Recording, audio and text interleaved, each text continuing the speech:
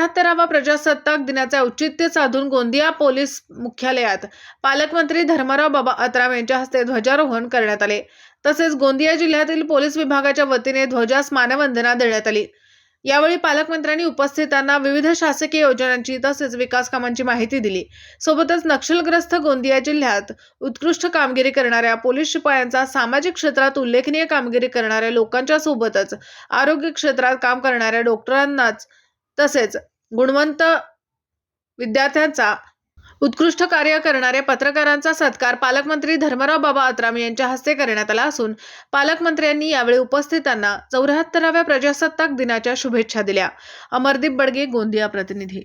आज म्हणजे महत्त्वाचा म्हणजे 74वा आपला गणतंत्र दिवस आहे आज, आणि त्या दृष्टिकोनातून आपण जे नरेंद्रजी मोदी यांनी जे कार्य आपल्या देशामध्ये केलेलं आहे त्याबद्दल त्यांचं हार्दिक अभिनंदन करतो की जवळजवळ आपण पाहतो की 33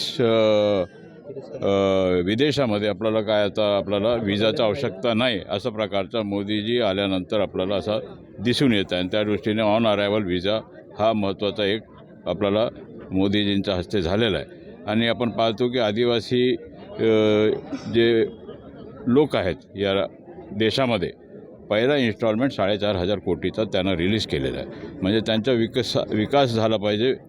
जे अविकसित विभाग आहे त्याच्यामध्ये काही डिस्ट्रिक्ट्स त्यांनी सिलेक्ट केलेला आहे या देशामध्ये, त्या देशामध्ये खास करून हा निधीचा उपयोग होणार आहे। आणि महत्त्वाचं म्हणजे आपण राज्य सरकारने 5,000 कोटीचा तरतूद केलेला आहे। रस्ते विकास, भगवान बिरसा मुंडा रस्ते विकास करता 5,000 कोटी दिलेला आहे। आणि महिलांचा आर्थिक सुधारणा झाला पाहिजे, महिला सशक्तीकरण झाला पाहिजे, तसा प्रकारचा कार्यक्रम गडचिरोलीपासून प्रथम हा मेळावा गडचिरोलीपासून सुरू झाला।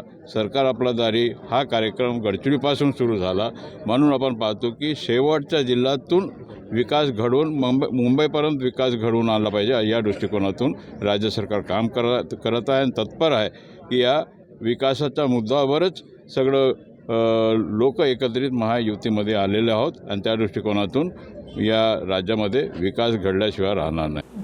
दिवसभरातील घडामोडींचा आढावा घेण्यासाठी पाहत रहा N24 मराठी न्यूज चॅनल।